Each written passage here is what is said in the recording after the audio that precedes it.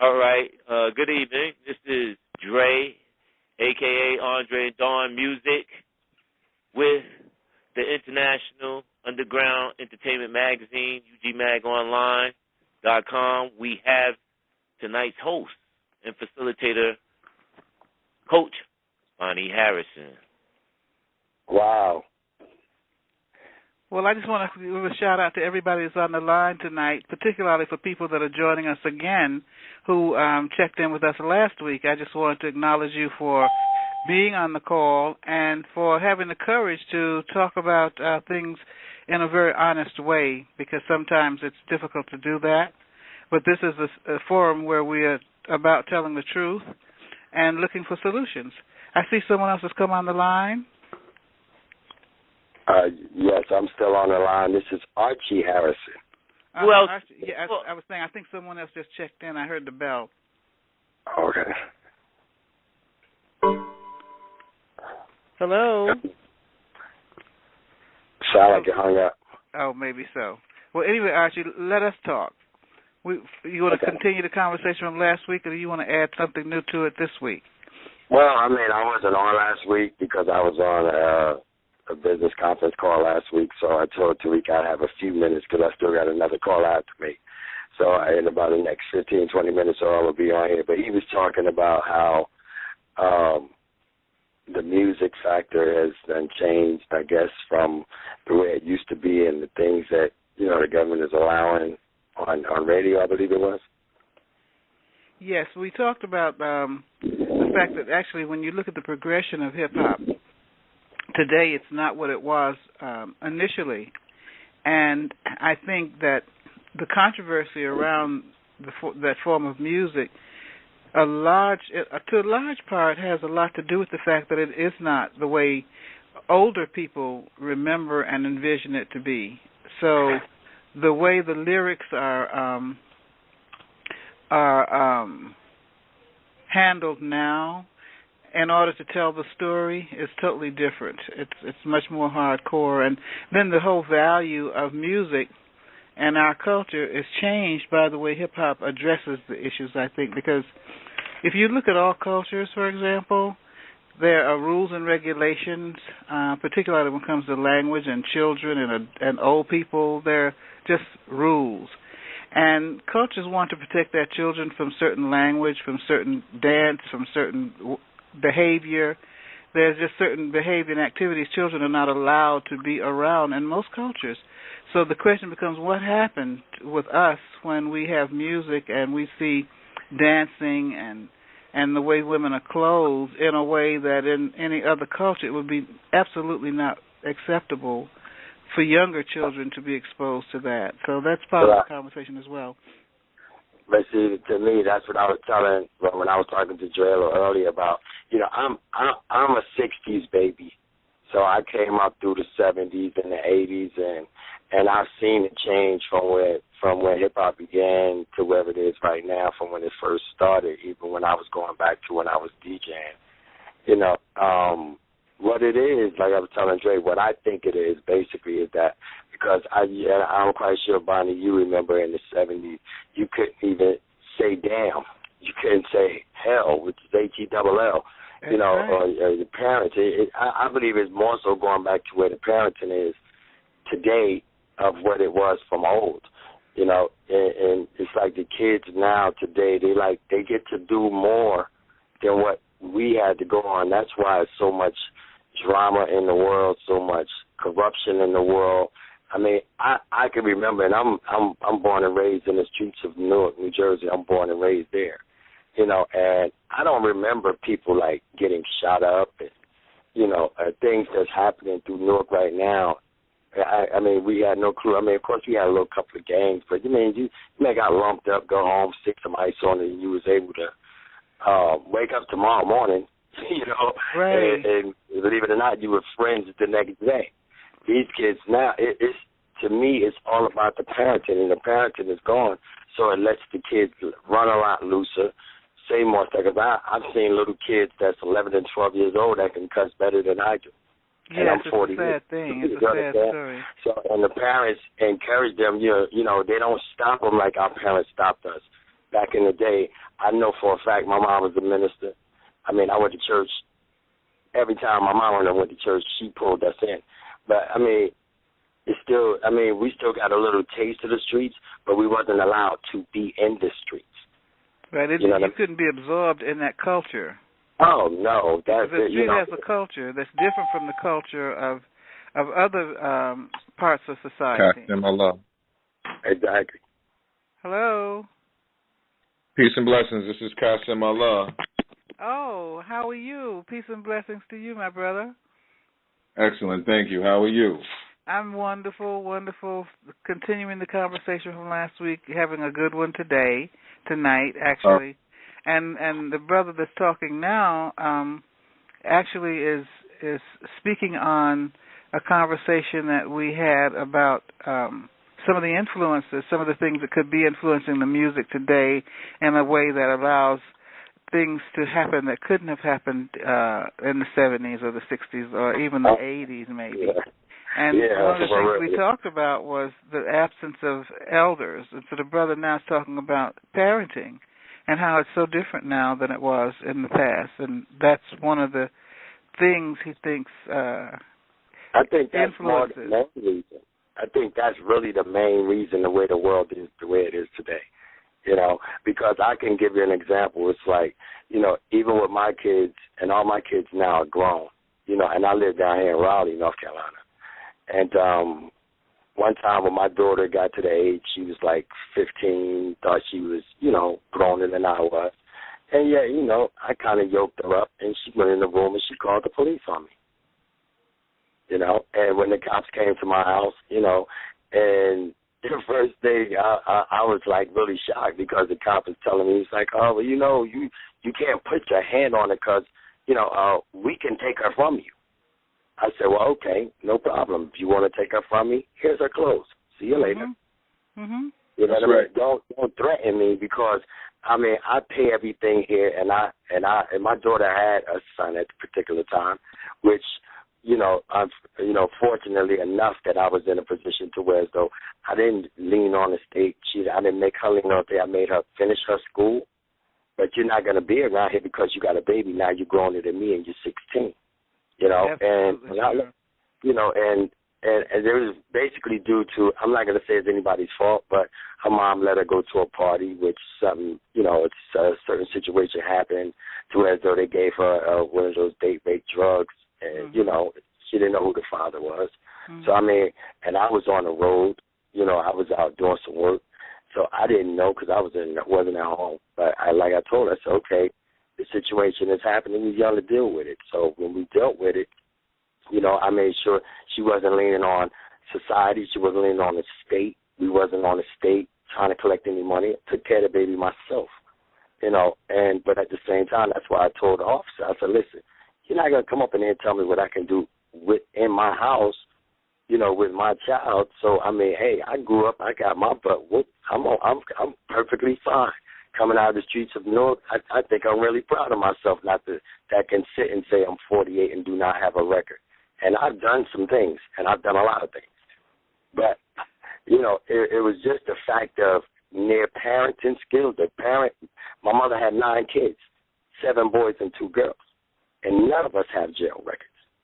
Well, what you're saying is true. You know, it has so much to do with parenting. But what you're saying is also a clue as to why parenting might be somewhat different, and that has to do with government involvement and control over how parenting occurs from culture to culture.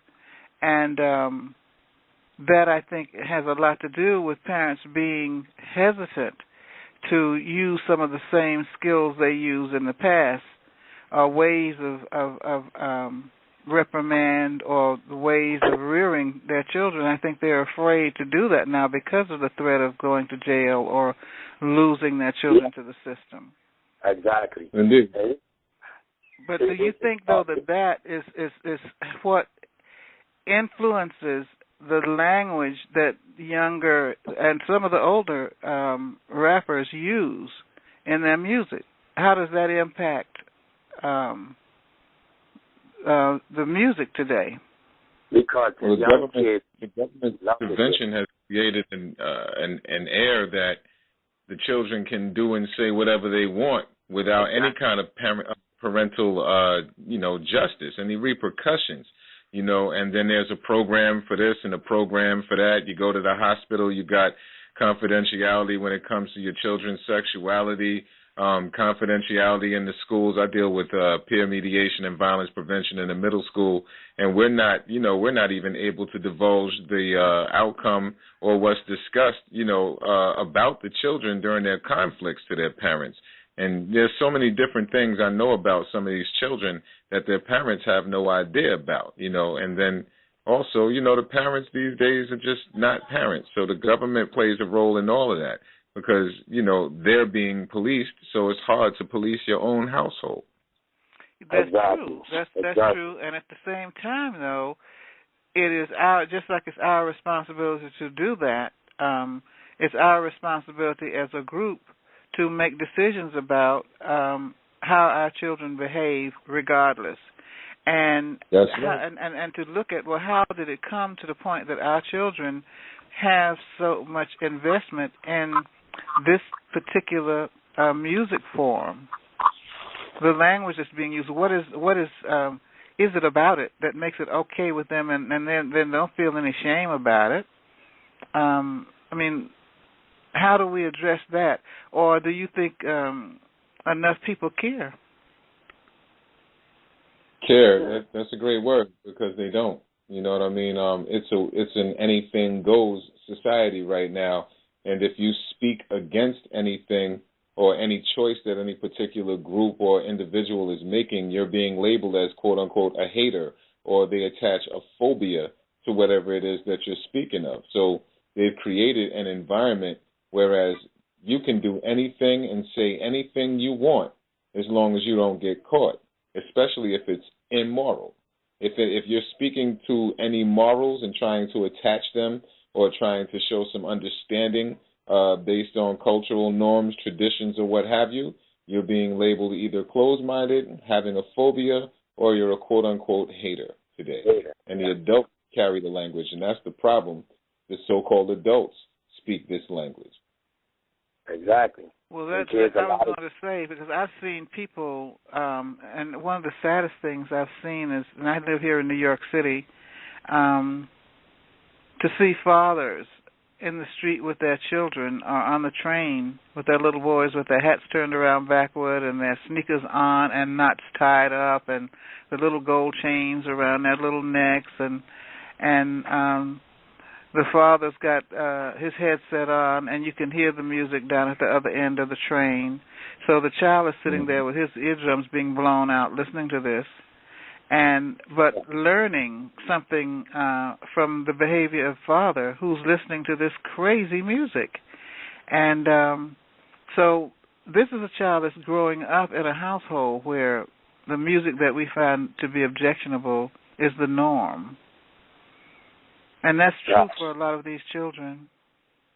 The music is a reflection of what's going on in the life and in the culture of the family, because today, if you even have a father with his son or daughter, especially with the son, the father calls the son his homie, like my little homeboy. Right. My little man. It's very rare. It's very rare, especially where I am. I teach in the South Bronx, you know what I mean? It's very rare when you find a father coming to the school with, forget a shirt and tie, just a pair of shoes, or with his pants pulled up. I don't mind sneakers, you know what I mean? Like, although my job calls for me to wear a shirt and tie, I don't necessarily like it as much as a pair of jeans, some nice sneakers, but my sneakers stay tied. My pants come up to my waist. I wear a belt. You understand what I'm saying?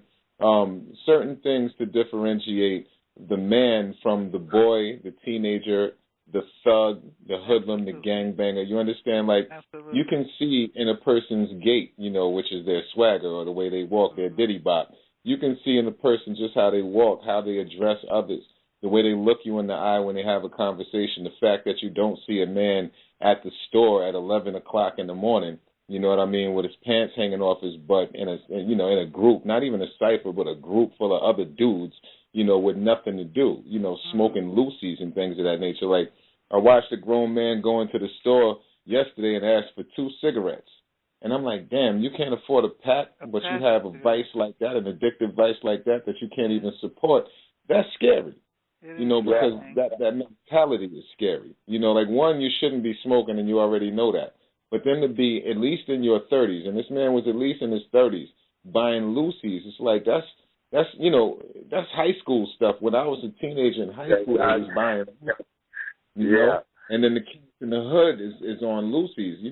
Adults would get a pack, and even when I was young and used to smoke Newports, and if I couldn't afford a Lucy or something, and ask somebody for a stove, they'd be like, "Yo, what's wrong with you, man? You can't support your, these are called Newports, not Suports." And that's the funniest thing in the world, but it was true. Like, if you can't support your habit, what are you doing? These men are not providing food, clothing, and shelter. Can't buy a cigarette. Don't have a job and don't want a job. And 40 years old, still looking to rob somebody or sell something. That's true, and these men are not teenagers. They're not young boys, and they are out there living in the fantasy land of hip hop. Indeed. And so, indeed, and you got to remember though, like it's not the fantasy land of hip hop. Like we have to clarify something, because when hip hop came out, hip hop is not depicting what's really going on in the world. But what you're hearing is not hip hop on the radio today. That's the problem. You're not seeing hip hop videos. You're not hearing hip hop. You're hearing what the music industry is putting out there right now, and what you're hearing is mental enslavement right now. This is a purposeful design to put this stuff out there. Like, hip-hop is underground. You don't get to hear hip-hop anymore unless, you have access to certain underground groups and different veins, where they exist still. That's the reality of it. This is not hip-hop, though. Like, hip-hop was never a fantasy land, because hip-hop was reflective of what's going on in the community. That's what gave us a voice to be able to speak. That's why the rest of the world is now thinking that our conditions are a style, as opposed to, what's going on, because the industry saw money in that. And then they took our suffering and us speaking on it and turned it into this entity that, basically is turned around and is attacking us. No, I'm not suggesting by any means that hip-hop is not, that the lifestyle and the conditions that are being talked about in the music are not very, very real. But Fantasyland is when you think you can have that kind of conversation in a public forum, on a public platform, behave badly, and that's okay. That is fantasy, because it's not okay. It's not okay. It's not okay to glorify the violence, for example, that is sung about. That's not okay. And it's living in a fantasy to think that people are going to think it's okay, and because some people will find it okay, but some won't. So the conversation. Well, I agree with you. I agree with you. That's the reason I'm differentiating between rap music and hip hop. Because hip hop never glorified it. We just told you what was happening. But the public doesn't know the difference because of the way the media manipulates reality. The public doesn't know the difference. So for them, hip-hop is any of that music that's not about what we listened to in the 60s and 70s and 80s, when we listened to what people consider good music.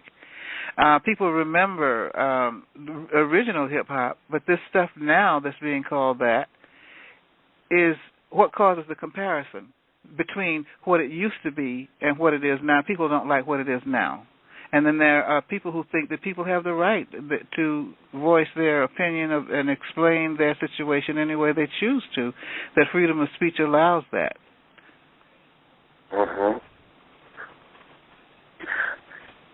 Yeah, but see, this like you just saying, rap today is not, hip-hop is not hip-hop anymore. It's all in cut. The records that's being made today are not lasting records. They'll last, 2 to 3 months at max. And it's something. Indeed. Remember when an album used to take a year for the entire album to break? Yeah. Where they would play a single for 3 or 4 months, then the next single for another. It would take an entire year before you get through the whole album. It was always something new being released. Everything now is an assembly line. And that's one of the biggest problems. Like, everything is just, they turn it out by the thousands. Like if you're willing to do the worst and degrade yourself, then you got a deal, because it's at a point where everybody right now that had, some good music or what have you or something, like, let's put it like this. We love the OJs. We love Al Green. That's my favorite singer. We love the Jackson 5, right? And then in the 80s came New Edition after Jackson 5, right? And then they came with Boys to Men to emulate some of the older groups. Guy had a real high voice in there, and one had a really deep voice. You can go anywhere from Blue Magic to the Temptations with them, who they're emulating. Let's look at the singers today. And would you call any of that soul music? But would you call any of that true R&B today? Because it is not. It is not. It does. And I grew up, and it gives the same messages, and it sends the same messages as hip hop. We know today's hip hop. But that's not the conversation as much as is it. What do we do about this quality of music? It's out here, and they're going to continue to pump it out. And what do we do about it if we don't like it? We have to actually use our voices and not mind being called a hater by the youth, and then as well as educate our youth. Our youth don't want to hear it. I'm in the trenches with them every single day. But the funny thing is, once you just show them who you are and what you can do, like when I freestyle with my young people, when I rhyme with them in the school with my shirt and tie on and my shoes, they're like, yo, Mr. Qasim is, wow. You understand what I'm saying? But as long as we keep our mouths closed and we're afraid of these babies, because that's what a big problem is. The adults today are afraid of these babies. And these babies recognize it. They're like animals because they're dealing with their lower nature. They can smell the fear on certain people. They know you won't speak up. So they'll step up to you. Like a kid stepped up to me today. It was funny in the school. I'm looking at this little 13-year-old, think he's hard. Talking about, yo, what happened? What happened? I'm like, you banged on my office door, young man. That's what happened. Yo, what? Speak a complete sentence. Matter of fact, get your butt where you belong. Get out my face. You understand what I'm saying? Because he's trying to show some sort of aggression. So I showed him real quickly that, little boy, you don't scare me. And I gave the energy like, if you were to even think of raising your hand at me, like you would some of, my white counterparts in the school and the more fearful ones in the school, that you're going to find some repercussions you don't want. Basically, he turned around and took his butt upstairs. And when he saw me later, he called me sir. You understand? It's really about asserting who's an adult and who's a child. And you have to be strong enough within yourself to do this. And I know that, and I think a lot of us know that. And I think what's lacking, though, is a forum, not so much a forum, but a platform for adults who want to see a change to be able to have a voice and to comfortably and seek support in and learn how to, because there's also the whole issue of we don't even understand the language that these children use, these younger people use. We don't understand how they think, and we don't value them the way they should be valued.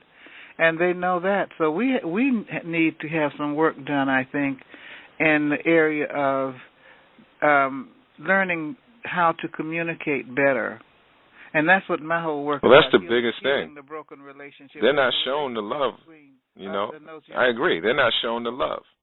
So we need to be able to do some healing work. That's the only thing I can see that's going to make that much of a difference. I agree. Younger people have to start relating to us more as the way we are than our reputation.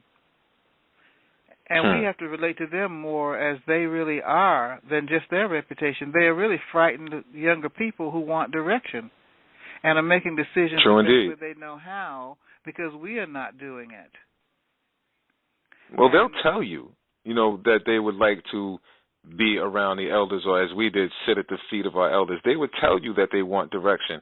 But the first thing he's going to tell you is that they recognize that a lot of adults have washed their hands of them. Their parents have given up. Their uncles have given up. And then the adults that they do have that mess with them still emulate children. So they don't have any direction and have decided to find their own direction. And when they do find an adult that's, actually, being an adult and teaching that and showing value not only in himself but them, and not saying, the way we did it back in the day is so much better than y'all, without proving it to them and showing them how it works for them, they gravitate to those adults. That's what we have to be able to do. Like, we have to remember that we were their age before. We have to remember that we thought we knew it all. We have to remember what it was in certain elders that made us listen to them and then employ those same tactics. You got to learn. You got to learn to speak the language of the youth. You come to the people as the people if you want to elevate the people. It's a very simple formula. Once you erase fear. And not only fear, but shame, too. There's a tremendous amount of shame. Indeed. That has to be addressed. And as I was saying before, my contention is that there's the relationship between ourselves as individuals, just between myself, me and myself and I, that relationship has to be continually worked on and healed, as well as our relationships with other people. And there needs to be some healing done between us and our younger people. And there has to be some healing done between us and each other, because that's what our young people look at. They look at how we relate to each other. And it's not a very healthy, pretty picture, the way we relate to each other. Yeah, there's some other people that just entered inside the room, the conference room. Can you just say hi to the listeners? This is Black Al Pacino. Okay. Peace. How are you? All right, how you doing? Fine. Welcome to the conversation. This is Bonnie. Thank you. You're welcome. And who else do we have in the room? Okay. Let's continue the call. That's us. Okay. So we were talking about looking for primarily concrete ways that we can have an impact on the music that we find objectionable, and a decrease in that and an increase in the music that we love. Right. How can and specifically right now we were talking about how we relate to each other and how the children are seeing that. I wanted to speak to that, too, because that's an excellent point. Yeah, I see that, and in my work, I have to point it out when it comes to families, when I do family therapy or coaching, life coaching with families, and I have to let the parents know, well, children learn not just from what they're taught verbally, but they learn through observation. So when they see how you problem solve, that's how they learn to problem solve. Indeed. So if you forget what you tell them, it's what you do. If you don't respect each other's opinions and don't let each other talk, the children will behave that way too. So they have to see that our relationships are changing with each other before we can say to them, well, this is how we do it. Because they can always say, well, you don't do that, or you don't do that, or you do this, or you do that. Which doesn't make it okay for you to do it, though, you see. So the issue becomes one of integrity, really. Integrity.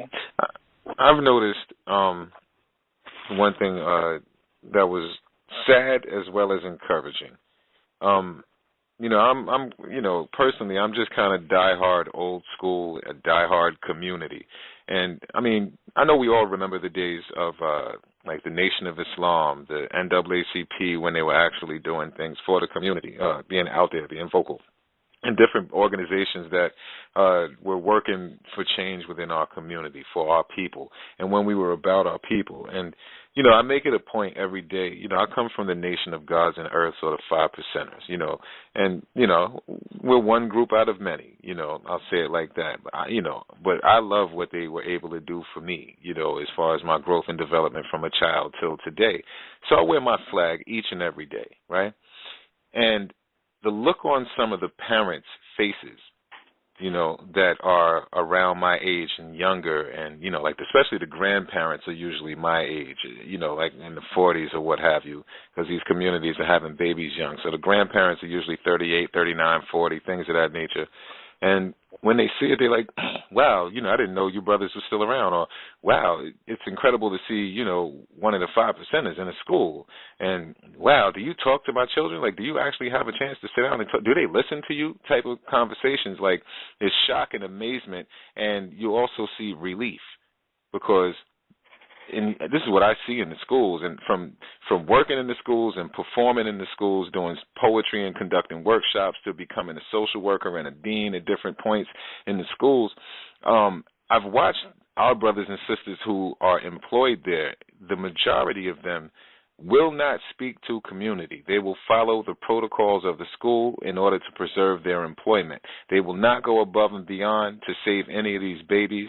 If they say anything, it's a whisper. You understand? One time, maybe in the entire career of being in the schools. Like, as a poet, I went and did a workshop at a high school in Harlem, and I had the white teachers thanking me for the information and telling me our babies needed to hear their history before slavery because it's not taught in the school. And at the same token, the black teachers went and told the principal on me as though I committed a crime. This has happened over and over and over again in different schools. Yeah, same way, and then, I watch them looking at me angrily, some of the other people I'm employed with. And, I've had a couple of them come and tell me, they smile in my face, but then others come and tell me, yeah, they just called you crazy. They say you're crazy, and they say, you too militant or you too crazy. And, I don't go off in there. I don't call nobody devils up in there. You understand what I'm saying? All I do is tell the young people that, yo, you're a little bit greater than what you think. You need to do a little research. Or you know that we are older than this. Or that you got a history before slavery. Or do you know what your name means? Things of that nature. And I've been called crazy. When I say that, I love all of y'all because you're all my babies. Are you suggesting then that each of us individually has to find a way that we can have an impact? Because that's what I'm hearing you say. That in Indeed, your way, that's we have to step up as individuals. Yes, yes. It's each and every one of us. What do you think out there in the listening audience? Brother Kasim is saying that individually we have to address this issue from where we are. His area is education. He's in the schools. He's working with youngsters. So he addresses it there in the school, up front, close and personal with the youngsters. Can you see how you in your life can have an impact in an area that might not be the same as his? Well, I talk to a lot of kids, because I run a studio here at my house. And, and I'd rather bring in a lot of kids that want to rap, which I don't condone. The hardcore rap being made into my studio, I let them in here a lot. And then they see a family value because, again, I was one that, and I have to inject on, with these kids and what they really need to see, like you said, a positive role model to where it go. I'm 48. I got married when I was 18, and they see that I'm still with my wife. I raised my kids. That's here. right. You know what I'm saying? And they see that. My anniversary is December 27th. Will be my 30th year of being married. And when kids see that and they see how I do, even with my own kids, I was very serious with my kids. I didn't hold anything back because, growing up, just like Brother Kasim said, when we were once their age too, when we thought we knew everything to nobody, and all kids are like that. But you got to know how to break them back and let them know that, you're still a kid, and I tried to raise mine, the best of my knowledge, to the best of the way that I was raised, because I respected the way I was raised. Now, as being an adult, look, when I got to be an adult and look back at the things that my mother wouldn't allow me to do, of coming up in the hood, and and being around a lot of things. And I'm not gonna never say that I was the greatest kid, because I wasn't. The peer pressure was there, always was there, but I knew when to say when, and that came from the raising of it. So I inject that into the kids that be around. Like when my kids' friends come over, they respect me, I respect them. And they see the type of life that we lead here, and I have a real story of which I can tell them true factual stories of where I came from. So I just don't believe in the fact that my mother was a single parent until she got married years later when we was up the side. And she's still with my stepfather to this day. So, you know, a lot of people blaming her all because the father wasn't there. No, but my mom's raised 7 boys and 2 girls. And I'm the baby boy. And my mother didn't take no trash. And she meant things like, hey, if you go to jail for killing somebody or robbing somebody, or she said, I don't care if I don't have to do anything but sign my name. Don't even call me. You know, and she meant it, and we knew she meant it. That's why out of 7 boys and 2 girls coming out of the city of Newark that we don't have jail records. Everybody in my family is business owners because we knew the steps of what not to do. I mean, we done our bit of stuff. Again, don't get me twisted. I ain't saying like we didn't go out on the streets, but we knew how to conduct ourselves. We knew how to automatically not want to come to our teachers at school and try to talk like, yo, you know, we couldn't do that coming up. What? Yes, sir. You know what I'm saying? Not only would the teacher get you, they'd walk you home, and then your mother would get you again. But there again, get back to values, the difference in values. There's been a shift. And I think that shift has caused, there was something that, I don't know how you would think about it, but there were 2 ingredients that existed when I was growing up that parents seemed to have some power in the area of. One was fear. I was afraid to do certain things. I just knew I wasn't even going to, if I dreamed about it, I would want to wake up and apologize. There was fear.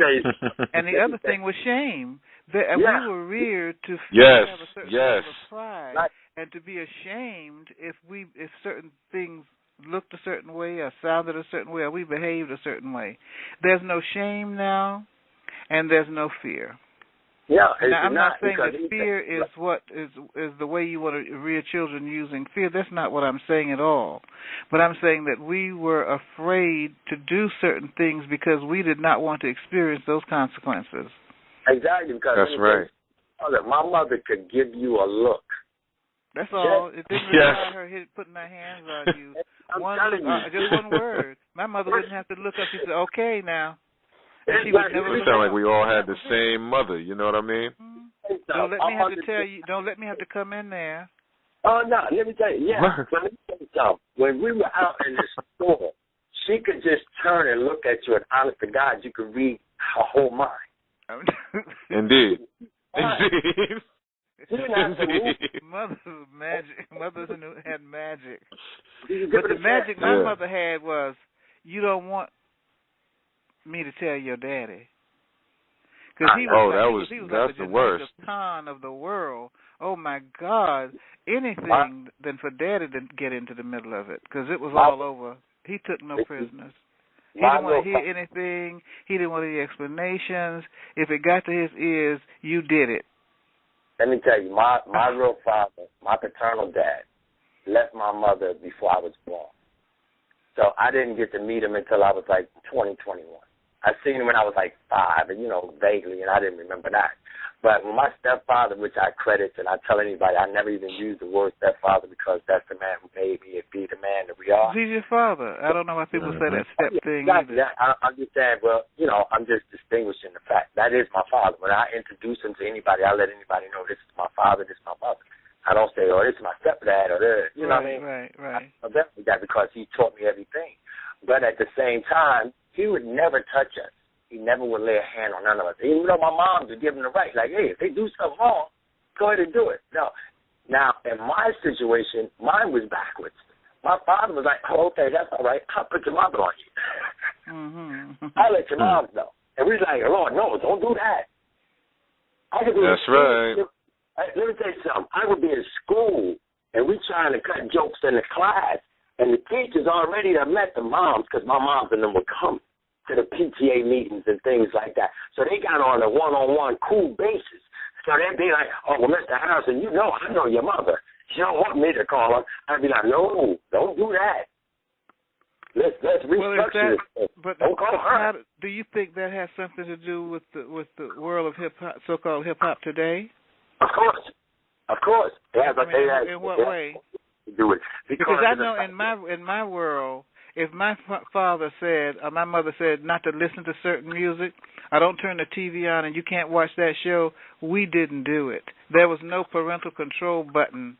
Our brain was the button. We had enough. We knew if we did that, and somebody told them there was going to always be a snitch in the house. Yeah, it was curtains. So we just didn't do it. But see, we did it, but we would sneak to do it sometimes. I would sneak too. But it was under the greatest shroud of fear, honey, of getting caught. Ooh. Exactly. That's just the thing, like the brother was just talking about. These kids don't have even that anymore.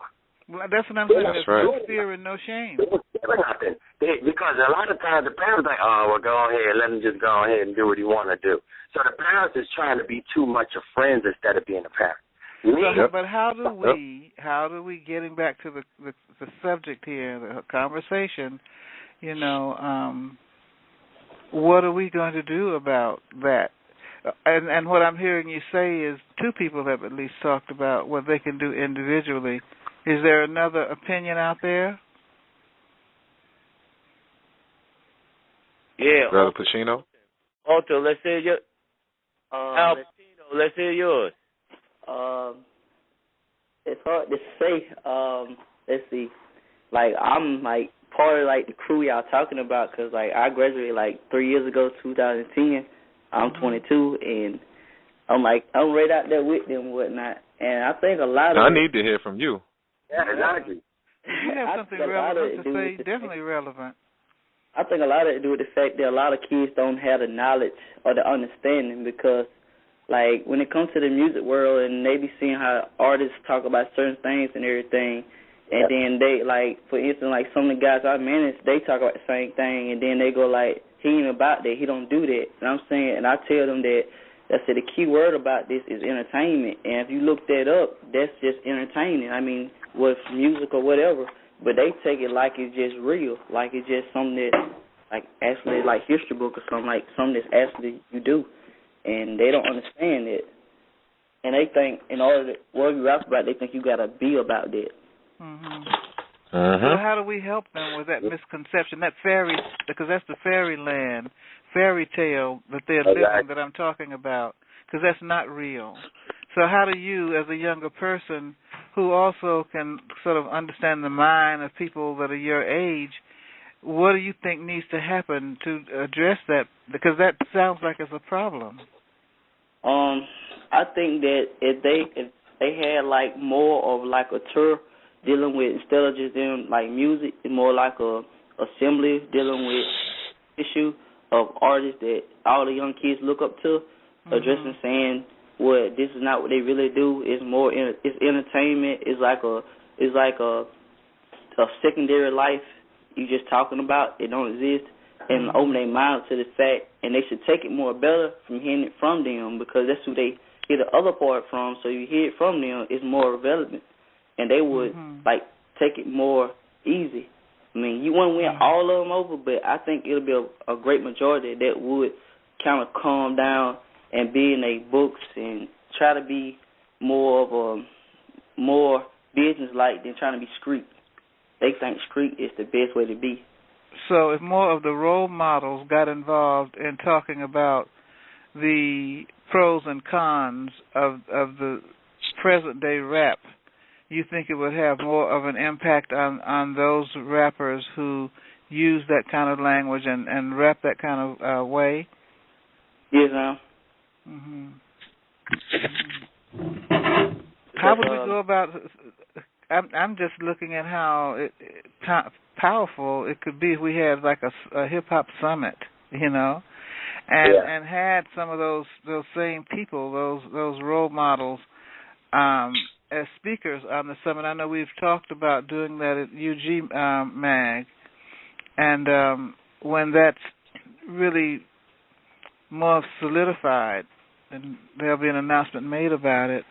But I think that type of venue provides an opportunity for a wide range of people to be able to participate and listen and to have an opinion.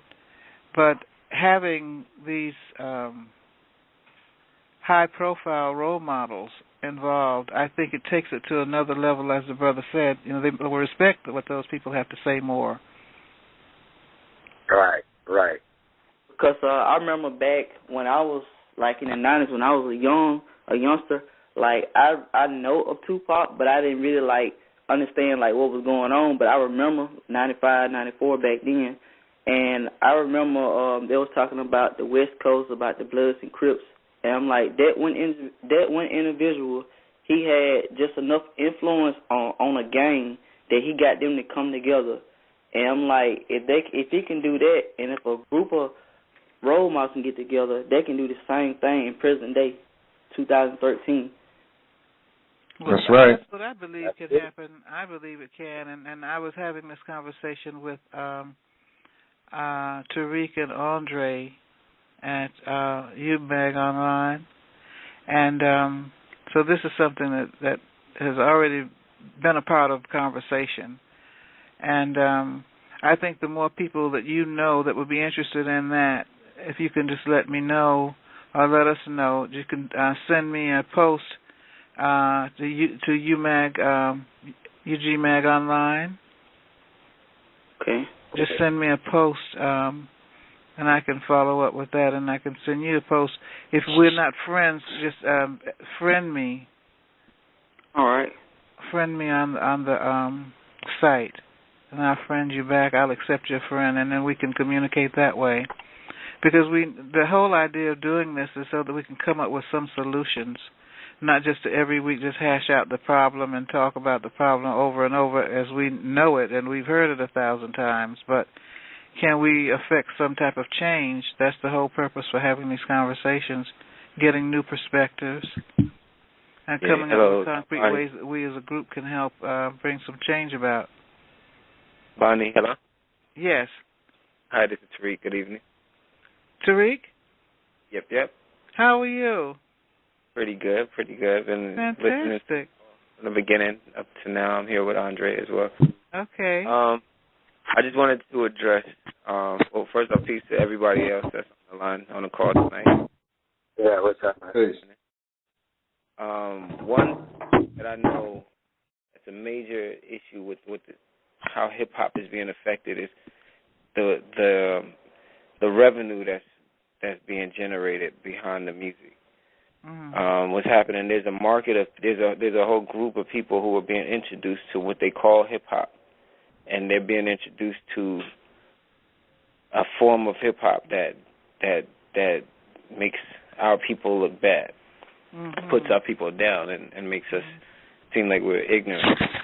And there's another group of people who do the total opposite side of that type of music, where they teach and educate, and they're not getting the proper money to support what they're doing to make a difference. And so that music is not being introduced to the masses as hip-hop is expanding.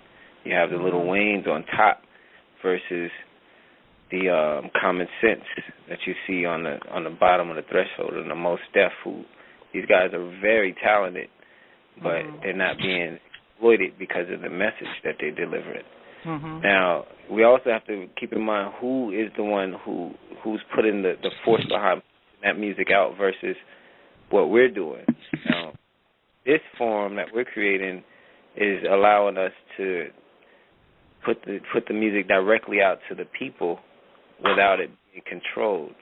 So I think a way that we can change is by, like, one of us, we can be weak, but if you put like 100 of us together delivering the same message, then we might have a better chance of being noticed, and the industry will have to take us serious then, and then we will be able to support the message that we want to deliver.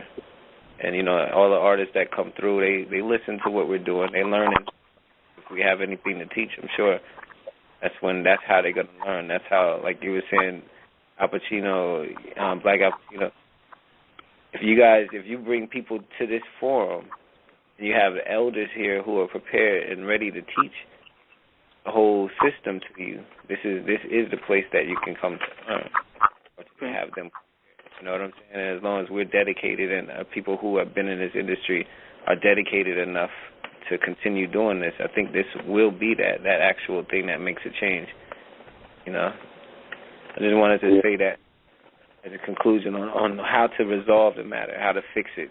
You know, it starts here with not just one, but 100 or even 1,000, all delivering 1 or 2, you know, positive messages that will, I think, it will give people a place to go to feel comfortable knowing that they can come here and do that and still make money with it. Really so what you're saying then is that there is a venue already in place that we can use to at least get the ball rolling, and that is through the magazine. Yes, not just the magazine, and the organization in and of itself. Yeah, the whole network in itself. Anything that we need pretty much is here. We have photographers in the network. We have movie directors. We have producers. We have engineers. We have plenty of people with studios. We have management companies in here. It's all kind of everybody you need is just about in this network so far. But what I'm wondering about, though, is with the music that we want to promote. The music, you know, that you just finished mentioning, how do we get that music out there? I mean, what are the vehicles that you suggest we use to get more that music out there so people hear it more than they normally do until they get to the point that they really want it? So what venues do we have in place where we can play that music? Okay, well, one of the major venues, he's on the line with us now, that's Archie. He has, right now, he said, what are you working on, about 10 different radios? I have 10 radio stations. Archie's right here on the line. That's the perfect venue. He's one of many people who have radio stations. So as far as promoting and getting out to the people, one person is on the line with us who can get out to who knows how many people. Yeah. And that's just one avenue. Well, I have no limit, basically, because, I mean, my radio stations can be picked up on your cell phones through TuneIn. You can pull up TuneIn and pull up ABC Music, which I have 3 of the stations that's up, and the other ones I'm just filling up right now. They're coming along. They already have them, but the hardest part is loading up all the music into them. But, you know, hopefully by the end of next week, I'll have 10 radio stations, including the talk radio station that me and Tariq was already talking about, that will be airing these calls and these interviews will be aired on that because I want to do a 24-hour, 7-day-a-week talk radio. Okay. With no music. So, I mean, I already have the stations already. You know, they're already, you know, I don't have to get them. I already have them right now. I'm just, you know, finishing up doing one by one, and it's a daily little task, but, you know, it's been working. That's why I said I wanted to make this call. I told Tariq, I promised him, I said, look, I'll be on the call this Wednesday. It don't matter. So I'm working on the jazz station because I do have not just the hip-hop, because I do hip-hop, jazz, R&B, classical instrumental, country. I do it all. And each one of my radio stations are 24/7. Mm-hmm. You know, when you so go you're saying that you could be a vehicle through which more of this music could be made available to the community. Oh, of course.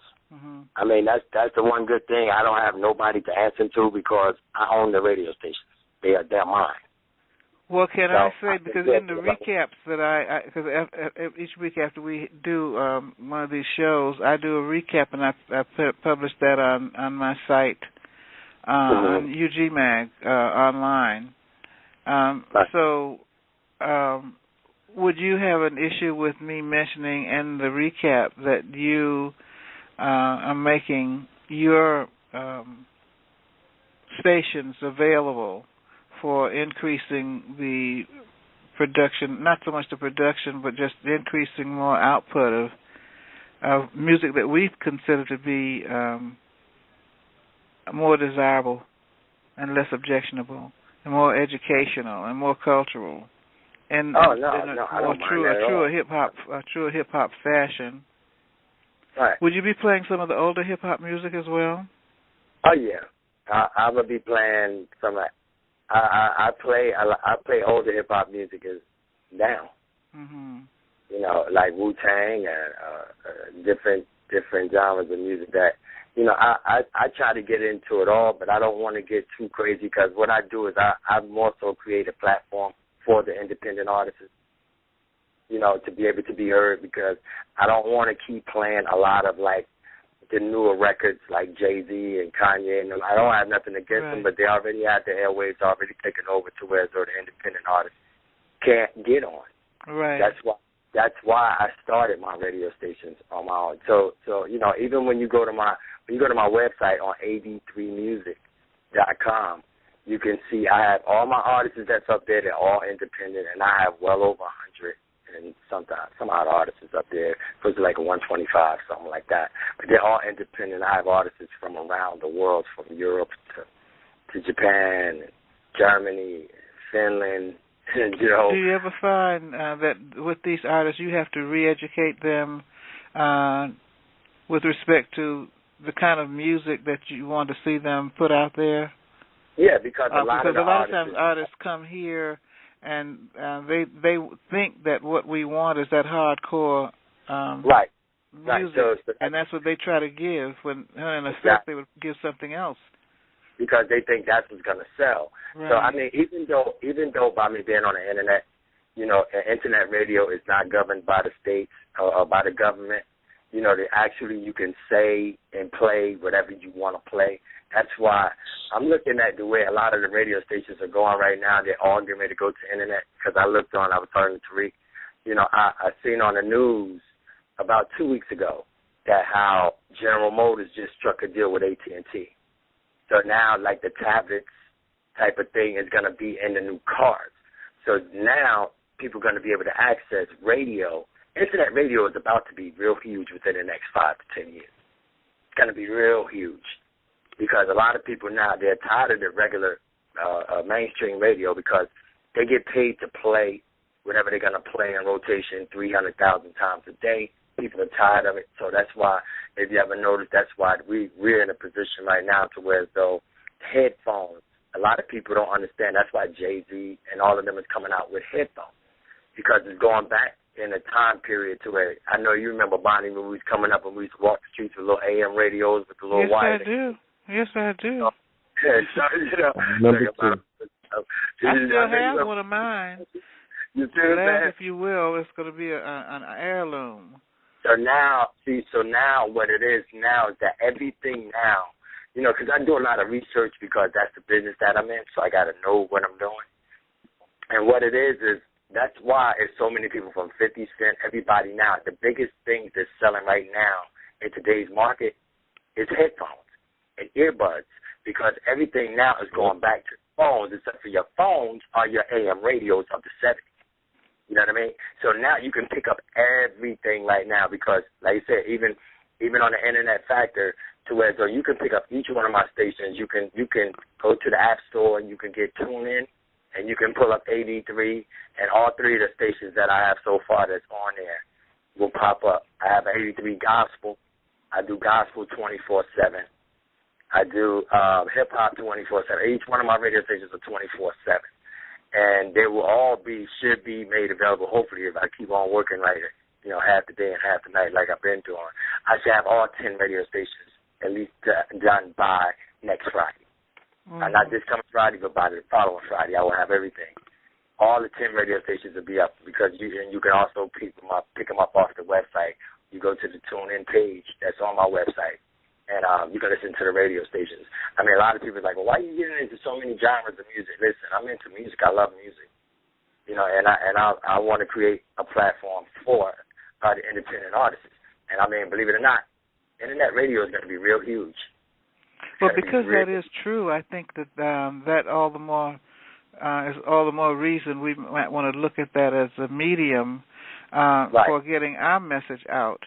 And the message that was that there's a different type of there's hip hop music, and then there's hip hop as is presented to you, what's called hip hop today, and then there's hip hop as we know it, and start really educating people, because some of these young people don't even know about original hip hop.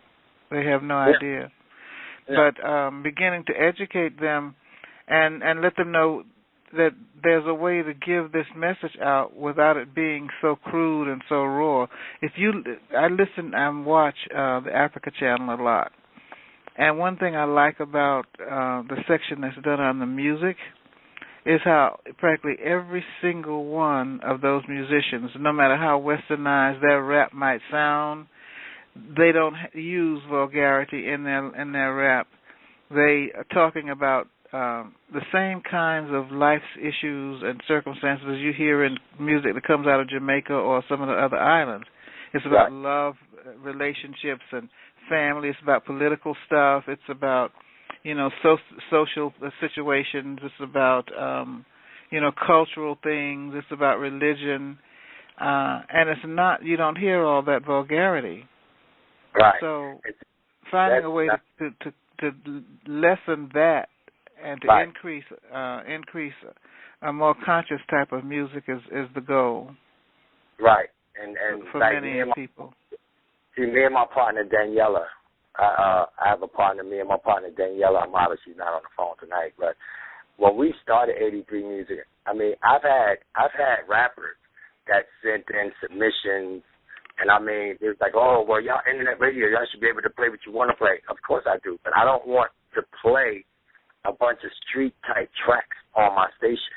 I don't need that because it's not going to help you, and it's not going to help me neither. So a lot of the artists, I would have them, listen, you send me a radio-edited version, or I don't want to play it. Right. So I've emailed them back. I've turned down a lot of artists. They're like, well, I don't think I should do it. No problem, bro. It's not even an argument here. You know what I'm saying? So then it sounds as though you came out with a statement, more or less a goal and an objective as far as the business is concerned, but you have a sort of an ethic as well. Is there certain kinds of music you don't want played? So exactly. I'm a producer. I'm an engineer.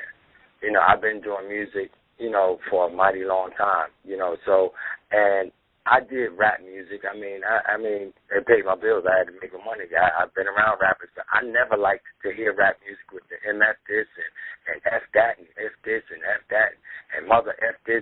I don't like that because to me, it doesn't show me that you're a rapper, that you're a conscious rapper, that like you have lyrics. Go pick up a dictionary. Show me something. I don't care what nobody say. I mean, I loved Will Smith and them when they was doing their thing.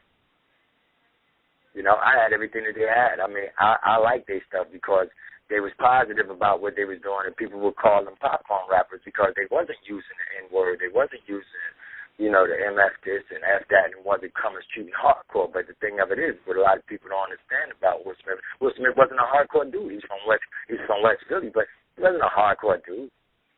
That dude came in a nice neighborhood of West Philly. His parents had a pretty decent house.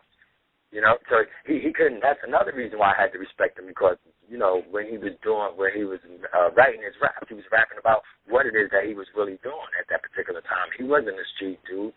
He wasn't hanging in the streets all the time. Like, sure, he parents just don't understand.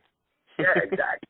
You know what I mean? Well, that's another thing that we don't talk about in the music. That was a great hit. That was one of his songs. Class. That was a great song. Parents just don't understand. Yeah. And all the kids related to that. I just had to interject that. Please continue, brother.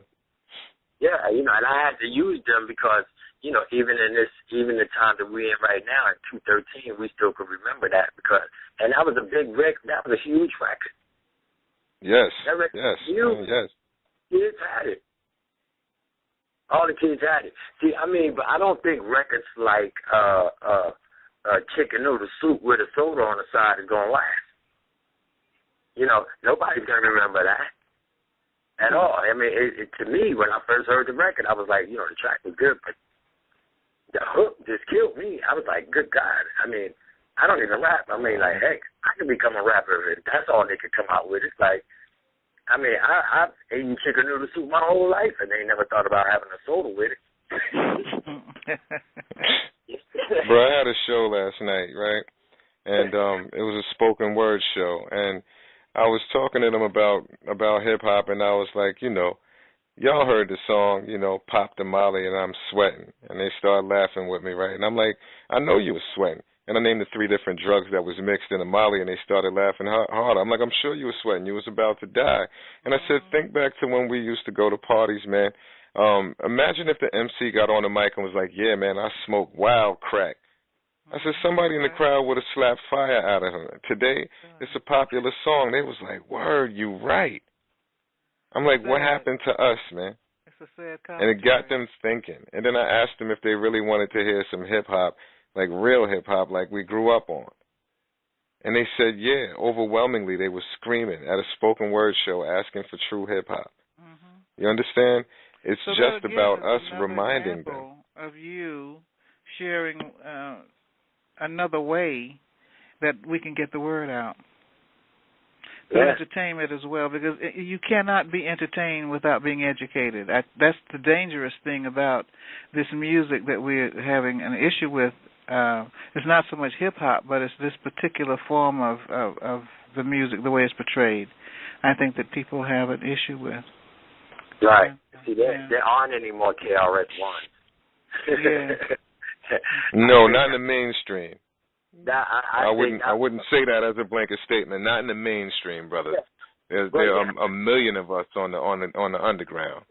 Oh yeah, no. Oh, I knew that. I'm saying like on the mainstream, but a lot of kids are picking up the mainstream. No, I agree. Underground totally. has an implication, and could it be that underground needs to be more above ground? Exactly. Indeed, underground implies buried, and buried implies dead, and that's what the young people think of positive and conscious music. It's dead. But if it's not out it's there, buried. it is, in a sense, dead to them. That's what I'm saying, though. Because it's not on the mainstream media, and they subscribe to mainstream media. But how do we access those youngsters who live with their cell phones? Their whole life is a cell phone.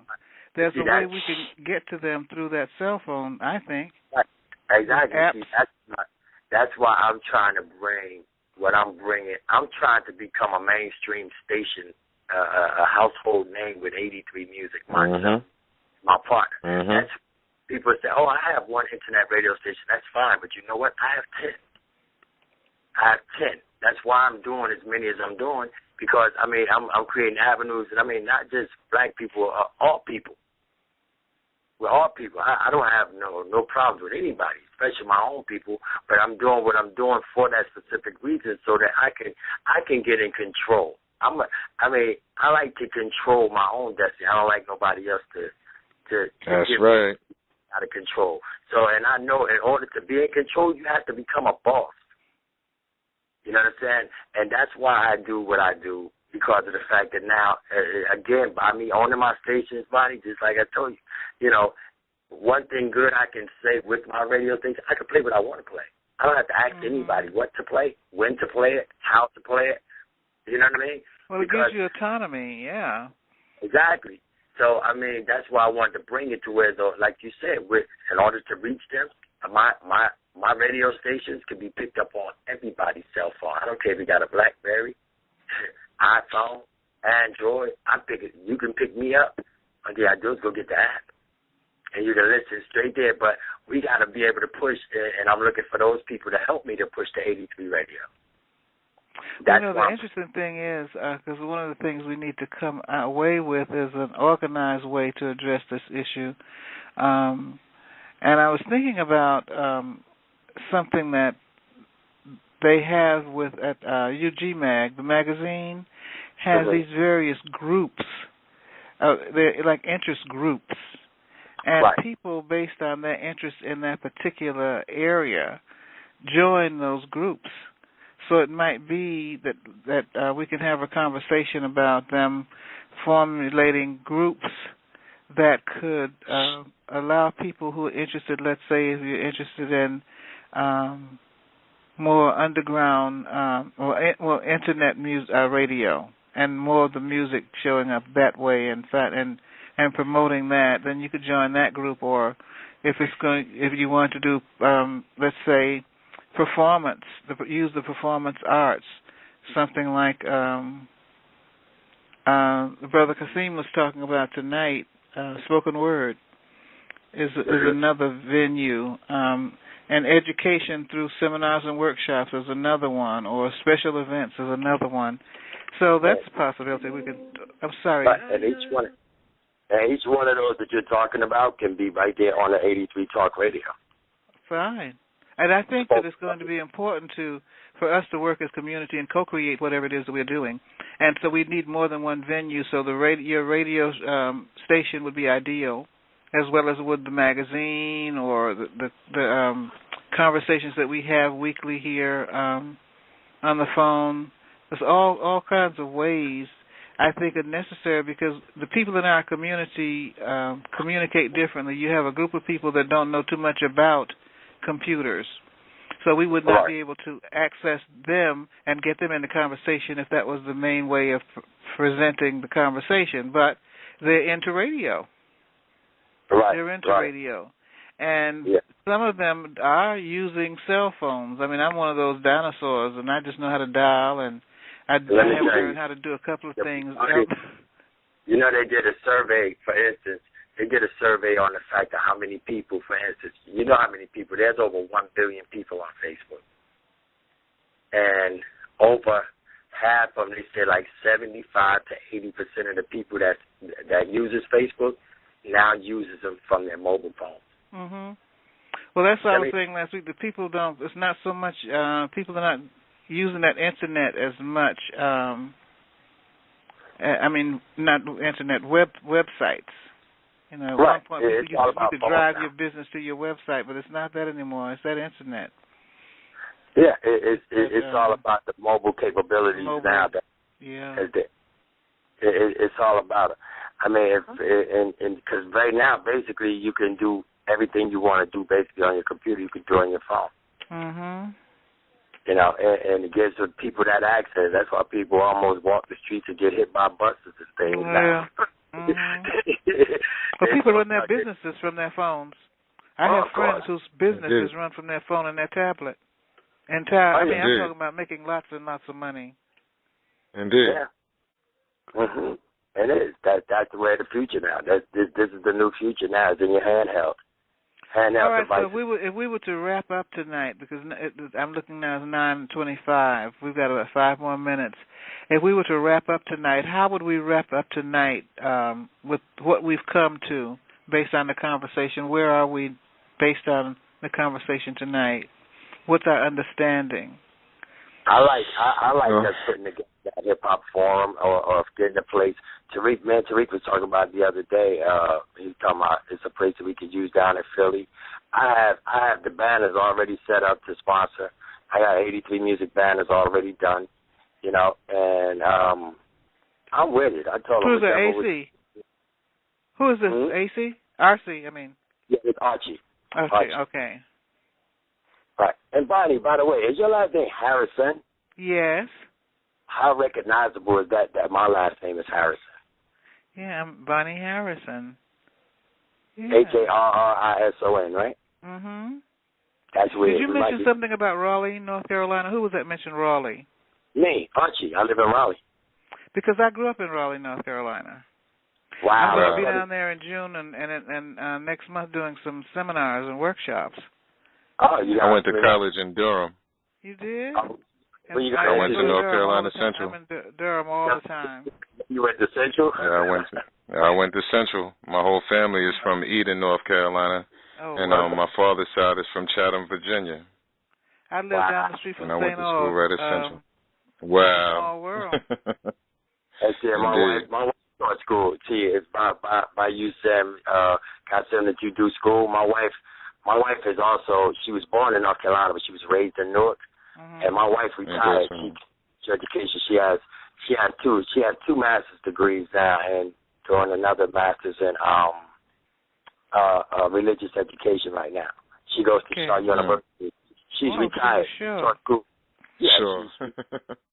She goes to Shaw University, Shaw Divinity.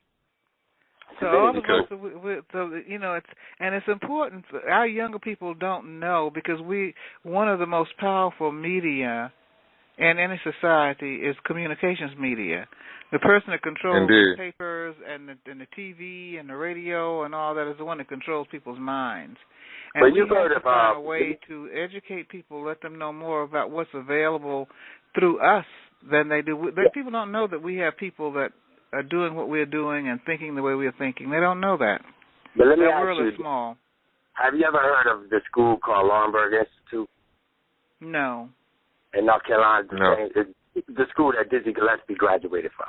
No, I'm not familiar. Well, that school system right there, that's my wife's grandfather's school. Mm-hmm. My wife's grandfather founded that school in 1904. And she's looking for somebody right now because she wants to do a book about her grandfather. Her father was the junior. I mean, this school is the first black private high school ever in the state of North Carolina. Well, that's some rich history that needs to be out there and needs to be told. Yeah. I mean, her grandfather's influence and one of his friends was Grover Washington. Mm-hmm. He's a graduate of the Tuskegee Institute. I mean, the story is like, we got something that can be told. When I found that out, and my wife still owns part of that school now today. And well, if she's interested in writing, she might want to begin to look for editors that deal with historical work, right. And also look at some of the books that she likes and those writers, and could even communicate with some of them or communicate with their publishing companies to get ideas that she needs to use for herself. Yeah, she wanted to do the story on her grandfather because, I mean, this is a real story. I mean, back in the Depression, they were riding around in Cadillacs. Well, see, all of these are stories that our youngsters don't know about because we haven't told these stories. That's why, before we go, I want to just finish this, and then we have a minute. We can keep that conversation going. But I just wanted to wrap up because one of the things we talked about was the approaches we're going to use. So someone mentioned that we said we were coming up with a hip-hop forum. I think it might have been you, Archie. Yeah. And what else did we talk about? I mean, and how we can relate to the kids and try to get them on the page of, serving them up with more conscious rap than the gutter rap, I call it. Okay. I mean, it can be done. I mean, the platforms is all here, just like what Tariq was saying. Me and Tariq, we talk a lot. And, I mean, as long as we have the platforms, we have the means of doing it. We can start at radio because we have access to our own radio. So then we did say that radio is a medium, okay? Yeah. And we said that the magazine was another one. Right. One more thing to add on is the touring. We're also in the process of setting up a series of venues from different states, and we're going to try and add on as many as we possibly can. And we're going to give the artists an opportunity to come out and go on the road and promote these songs that we're going to be putting out. I have a club, one already, that I know that we can do it at, and that's my cousin's club right here in Raleigh called Flashback. He already does every Friday night. It's called Carolina's. He does like an open mic thing for artists. He does that every Friday night. So, and my boy has one in Greensboro and one in Raleigh, so we got two clubs in Raleigh and one in Greensboro. Right. We have it already. The network is there. It's just now a matter of piecing it all together, pulling in all of the resources, and there are different companies and different sponsors who will kick in the revenue needed to pull that event off. And then, of course, the theme is everything that we're striving for, a higher level a higher level of consciousness in hip-hop to kick in. So is this the hip-hop forum that you're talking about, or is this a series of venues that you're talking about? Yeah. This is an actual tour. We can have a combination of both, because some venues may not work for certain things that, like some venues may be available, but we can't do a performance in it, and we may want to do a conference or some type of actual event, something different in there. So, I mean, there's... Okay, but when you say this, because you said a series of venues from different states giving artists the opportunity to showcase their work. So, are you speaking about performance venues in terms of music and spoken word in that case? Are you talking about educational venues where there'll be speakers and seminars and I would say both. Honestly, I would be open to both. But initially, the initial goal is to get a venue in each one of these places, in each state, for some of the artists to perform in. So these are performance venues. Okay. And then as the resources start to surface, we can choose which ones we'll be able to do a conference or something, or have a sit down where people can come in and just have a Q&A with different people. We can put that together as well in the meantime. Okay. Like down here, not cutting you off, but like down here too, they have like the Holiday Inn, for instance. You can get their room for like, I think it's like a hour and a half or something like that. It's like $75 for the day. You know what I mean? They can give you their big rooms and stuff like that. A lot of stuff is cheaper down here than it is up top. That's for sure. $75 you know what I mean? For the day? Yeah, it's like for a couple of hours. And I don't know how much it is for the day, but it wouldn't probably be maybe like $100 and something, maybe $200 probably for the day. We could go out there and do that convention in the earlier part, and then the party at the end of the day, and have the performances at some other club. And the mission is to, I guess we could call it like a conscious awareness type of a thing, a tour or something for the magazine. To be showcased and presented, as well as all of the artists inside and the businesses, of course, because we want to keep their logos in the forefront on all of the flyers, and everyone's going to benefit from something like this, as well as the artists now, because they get an opportunity to, go on the road. Some of them do it for the first time. Some will have done it before, but if we do it properly, there will be a budget available for them to get paid. And then they're promoting their music to a group of people who could actually buy it. And as long as their business is in order and these conferences are working and they're learning how to get their business right, then they're going to be selling records. And then we got the radio promoting it and all the other different venues that surface. So I think we've pretty much answered the question. As long as we all continue to do what we're doing now and we keep bringing in more people to add on to this network. Because I think these are some very concrete things that we can do, and people are already in the process of doing them.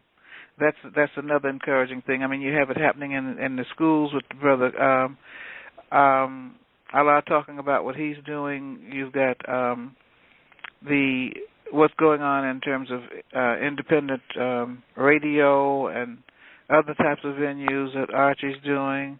He's got people all over the place doing things, and that's what I think it's not only about that, but it's also about it being done in a way that there's some cohesive place people can go to find out what's going on, because we don't always know what each other's doing. So having like a magazine and a radio show, or having a venue where you make announcements, that's one way we've always done it, announce things and give out flyers at events. But having a broader appeal, having a way to address a broader audience of people certainly would be media. So down here, let me tell you something. Down here in the Carolinas, that would really fly high, because nothing like that happens down here. I mean, well, we can have some more conversation about it next week. I'm going to need to get offline because I've got another project I've got to finish tonight. But I loved it. I love these conversations, and I hope that everybody that's on tonight can show up next week, or if you can't, that you can encourage someone else to show up next week and show up authentically as we do, and show up with not only some stories to share and concerns, but also some solutions. This is a solution-based process. We don't just come together just to talk about stuff every week. It's also look for solutions. And thank you so much. I want to acknowledge everyone for showing up tonight. It's not always easy to do that when you're working against time, doing so many things, and some of us don't have a lot of help either. Exactly. So, I acknowledge you all for showing up. Yeah, me too. I mean, hopefully if everything is Lord's will, as long as I'm breathing, I'll be on next week too. All right. So I'll see you all on the radio, so to speak, next week. All right. Yeah, indeed. Peace and blessings. Indeed. Peace. Good night. Yeah. Tariq. All right. Yep. Right here. Yeah, you still here? Yeah, that was a good call. I want to say thank you for all the listeners and all the participants in Conversations of Hip Hop with the International Underground Entertainment Magazine, Ugmagonline. I'm Andre, a.k.a. Andre Dawn Music, with Tariq. Peace. All right.